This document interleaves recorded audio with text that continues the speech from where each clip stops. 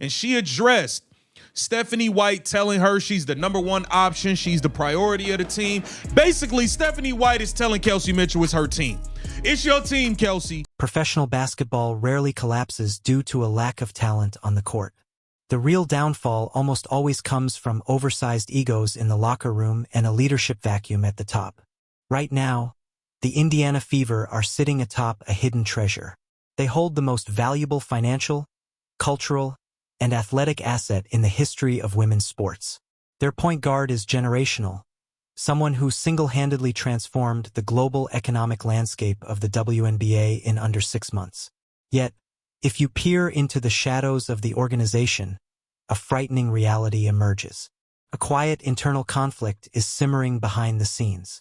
And the catalyst for this brewing storm seems to be the newly appointed head coach, Stephanie White, who is actively constructing a locker room pecking order that sidelines the franchise's star in favor of boosting a veteran free agent.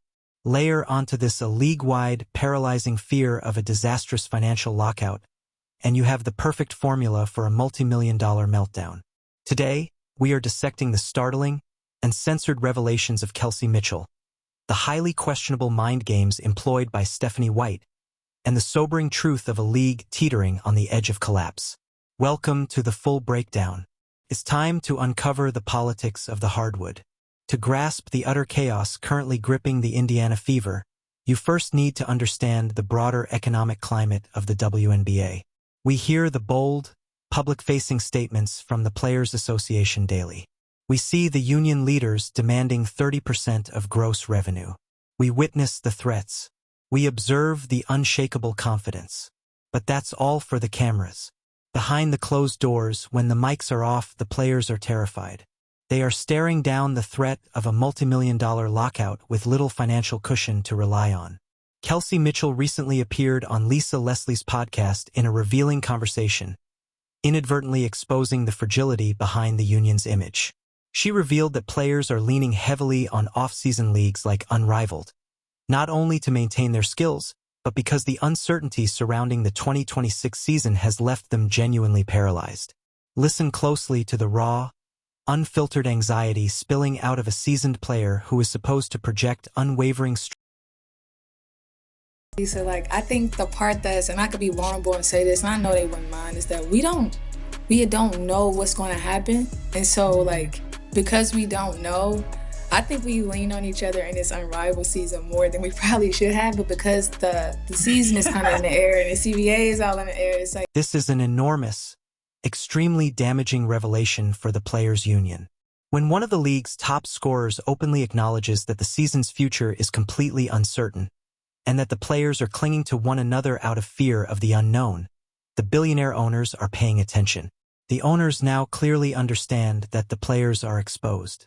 They see that the union is bluffing. Missing a season is not an option for these athletes. And the looming financial pressure is forcing them to desperately search for stability wherever they can.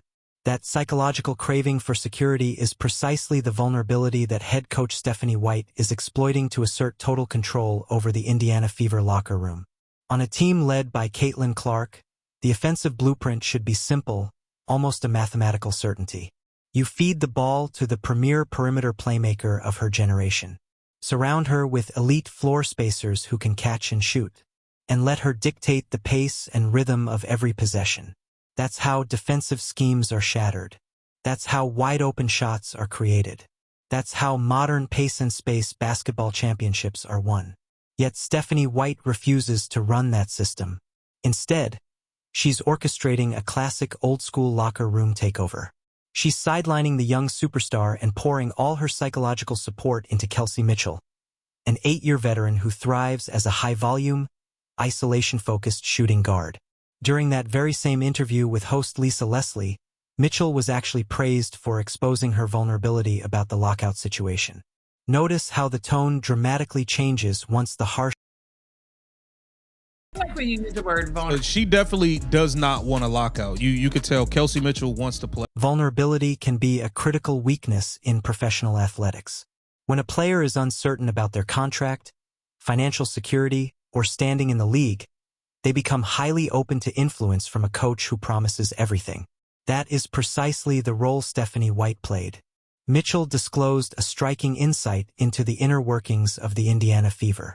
For the first time in her entire 8-year career, Mitchell says she finally has a coach who treats her as the unquestioned centerpiece. She did not talk about moving off the ball to support Caitlin Clark's impact. She did not mention giving up her own scoring chances for team efficiency. She clearly stated that Stephanie White has effectively handed her control of the franchise. Pay close attention to the pointed language Mitchell uses to convey this mindset. It was the first time in my 8 years, and there's no disrespect to any coach, GM I had, like Lisa, like Steph was the first coach that I had in my 8. She genuinely trusts me. It was a revelation. We need to stop and consider the disastrous strategic consequences of what's being revealed here. For nearly a decade, Kelsey Mitchell has been an elite competitor, yet she has existed as a high-volume scorer on chronically underperforming lottery-bound teams. She is a player who, by history, thrives only when given the green light to dominate possessions, launch a large number of inefficient attempts to find her rhythm, and operate without constraint.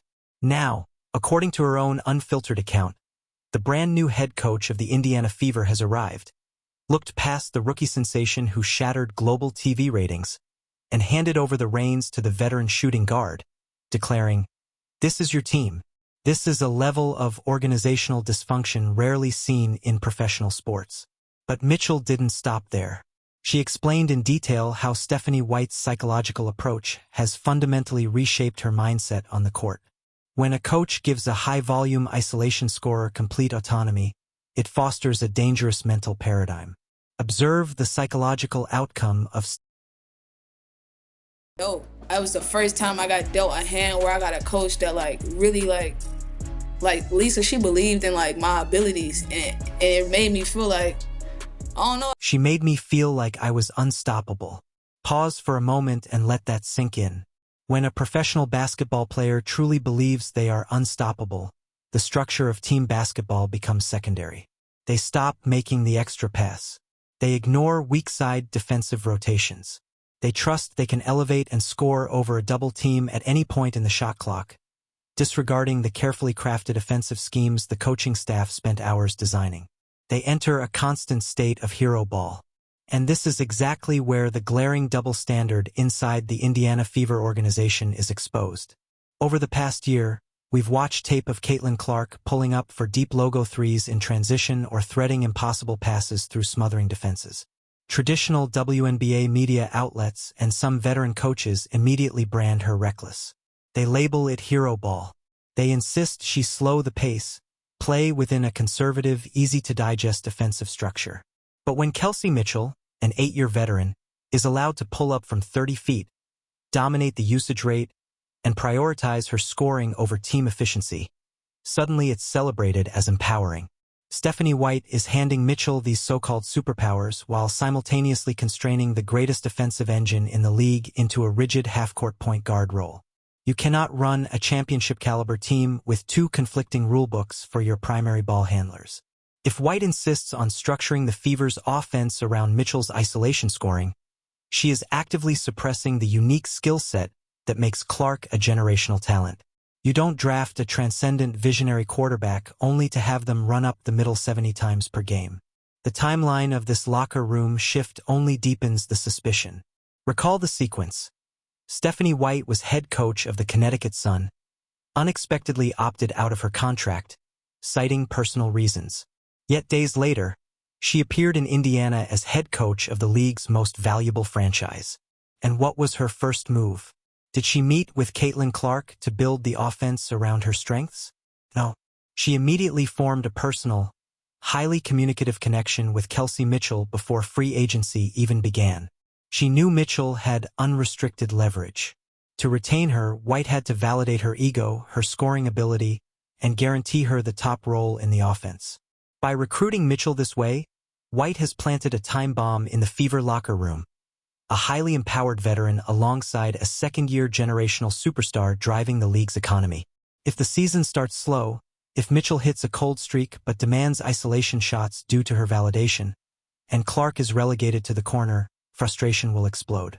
Fans fiercely loyal to Clark's game will turn on White. Media scrutiny will become relentless.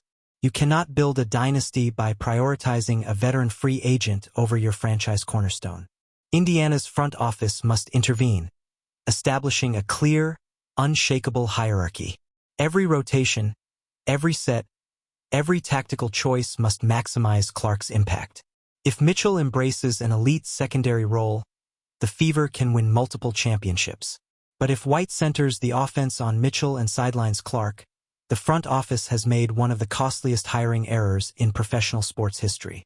With players already wary of a looming financial lockout, the last thing needed is an internal, ego-driven civil war. So, what's your take on this power shift? Is Stephanie White jeopardizing her career by prioritizing Mitchell's isolation over Clark's transcendent playmaking? Or is Mitchell the type of alpha veteran a young point guard needs to relieve playoff pressure? Share your unfiltered thoughts in the comments. For the raw truth behind sports business, strategy, and locker room politics, hit subscribe, crush that like button, and turn on notifications. We skip the fluff and dig into the reality behind the headlines. I'll